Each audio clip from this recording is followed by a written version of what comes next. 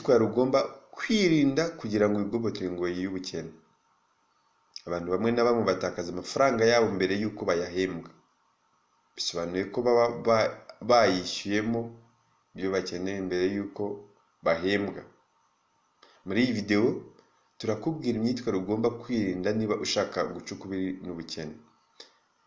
Niba ari ubwa mbere usuye iyi channel ya Niyonzima Emile Official, turagushishikariza gukanda subscribe ndetse ugakanda no ku nzogera kugira ngo utazacikanwa na video nziza nk'iy'uyu munsi ubutaha. Bamwe muri twe twasomye igitabo cyitwa The Richest Man in the Babylon cyanditswe na George S. Clason. Muri icyo gitabo harimo ihame bamwe twanze gukurikiza kuko twikundira kuba abakene.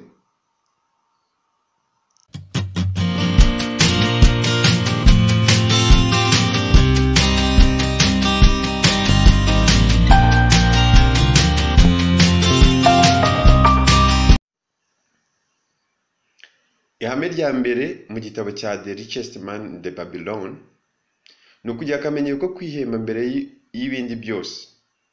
Ibyo ntabwo bigombera kuba uhembwa akayabo, dore ko ushobora kuba uhemba amasosiyete akomeye mbere y'uko wihemba binyuze mu kugura ibicuruzwa byabo byiza byamamajwe, ndetse no kugura ibicuruzwa bihenze kugira ngo wigaragaze nk'umukire kandi utari we. Ibyo bizatuma uba umukene kugeza upfuye. Ayo masosiyete azi neza uburyo bwo gutuma ugura ibintu bitari ingenzi cyane mu buzima bwawe, bityo agatuma uhora ugura ibyo bakwamamazaho inshuro nyinshi. Niyo mpamvu izo sosiyete zikomeza gukungahara, wowe ugakomeza gukena.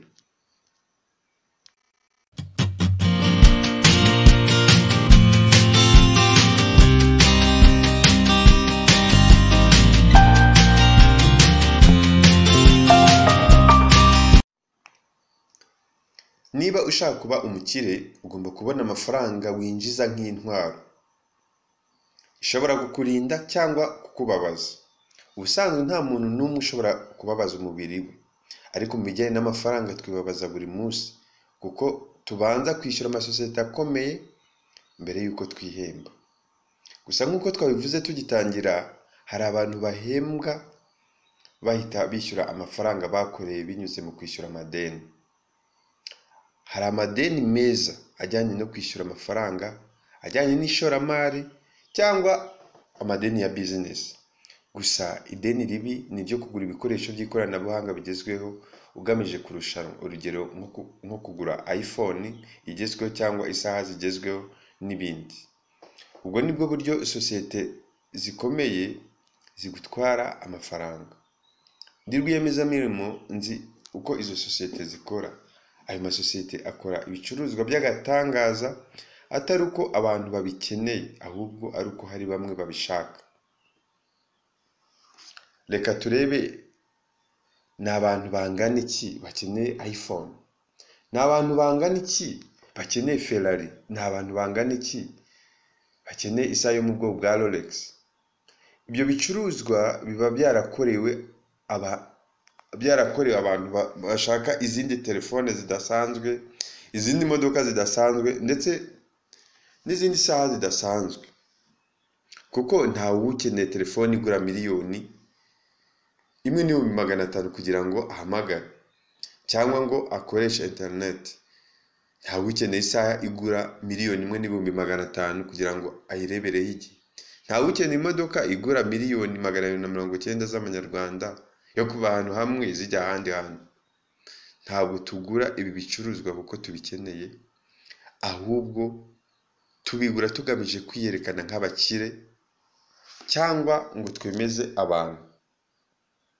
Ikibazo niyo wigaragaza nk'umukire utari we mu by'ukuri.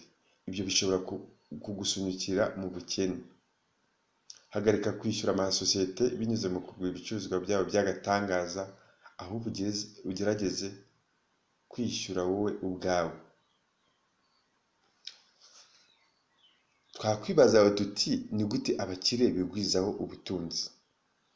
Bill Gates yigeze kubazwa nka rwiyemezamirimo uko yatangiye, avuga ko yagiye yizigama kugira ngo amafaranga azamufashe muri bizinesi ye. Kuri we nta byihutirwaga ari kugira inkweto zigezweho cyangwa imodoka nziza, ahubwo icyari cy'ingenzi ni ugushora buri dolari yabonaga. Uwitwa Robert Kiyosaki mu nkuru ye y'umupapa w'umukire avuga ko uwo mupapa yabanje kubaho imyaka myinshi nk'umuntu usanzwe, ariko umunsi umwe akaza kugura inyubako nini nziza kandi ihenze muri Hawaii. Nuramuka ugenzuye cyangwa ukiga abantu bateye imbere bafite amafaranga ahagije, usanga bihemba mbere y'ibindi byose mu myaka myinshi. Ntabwo bakora amafaranga bagamije nanone kuyikura, bakora amafaranga bagamije kuyagumana cyangwa kuyashora. Ni nayo mpamvu ari abakire kuturusha. Mu gice gikurikira cy'iyi video tuzakugezaho ni gute abakene bagira uruhare mu gutuma abakire bakomeza gukira kurushaho. Mwakoze cyane, mwumvaga Emile Niyonzima. Bye.